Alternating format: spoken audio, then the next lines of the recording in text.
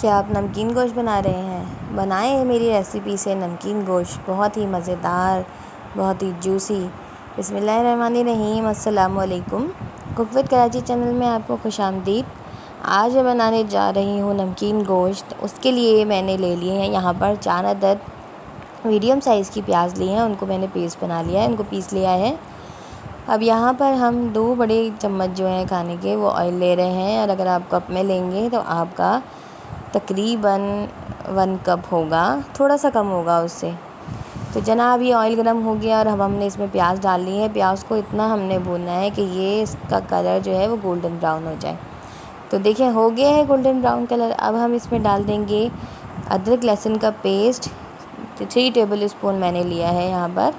अब इसको भून लेंगे अच्छी तरीके से, और अब हम डाल देंगे इसमें गोश्त। मैंने यहाँ पर मटन लिया है, आप इसमें बीफ भी ले सकते हैं और चिकन भी ले सकते हैं। तो जनाब ये देखिए इसको अच्छी तरीके से भूनना है हमने। और अब हम डाल देंगे इसमें नमक 2 टेबल स्पून के करीब, और इसको अच्छी तरीके से भून लेंगे। आप अपने टेस्ट के हिसाब से नमक डाल दीजिएगा जितना आपको पसंद हो। अच्छी तरीके से इसको मिक्स करना है। तो अच्छी तरीके से मिक्स करने के बाद इसमें अब हम डाल देंगे इसमें पानी यहाँ पर मैंने ले लिया है 2.5 गिलास, यानी कि 2.5 गिलास। तो अब बस इतना लेना है कि ये इसमें अच्छी तरीके से गल जाए। तो अब आपने उसको रखना है जितनी देर ये गलेगा उसके उतने टाइम के लिए। अब देखिए गोश्त हमारा जो है वो गल गया है, और इसकी बोटी जो है इतने आराम से टूट रही है।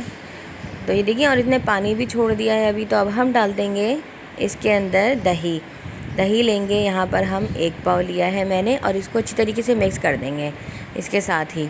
अब देखें दही ने भी पानी छोड़ दिया अपना, तो इसको हमने खुश करना है। ठीक, अब हम डाल देंगे, अब हमने फ्लेम हाई कर देना है।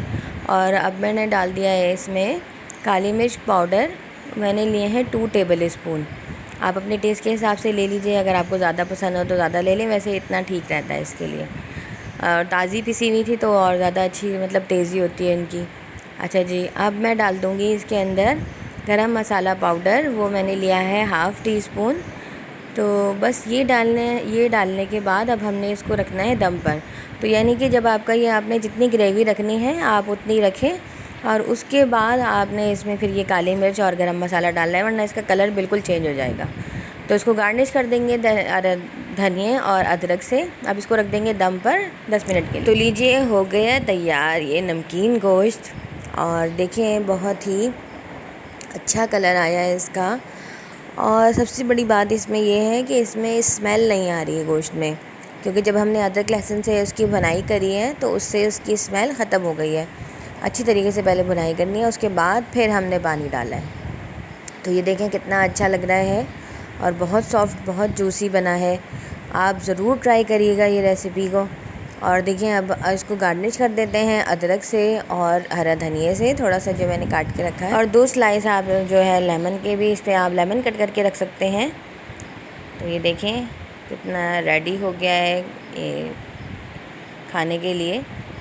तो वीडियो अच्छी लगती हो तो लाइक ज़रूर किया कीजिए। मेरे चैनल को ज़्यादा से ज़्यादा सब्सक्राइब करें, शेयर करें मेरी वीडियोस को, और कमेंट करके मुझे ज़रूर बताएं कि आपको रेसिपी कैसी लगी।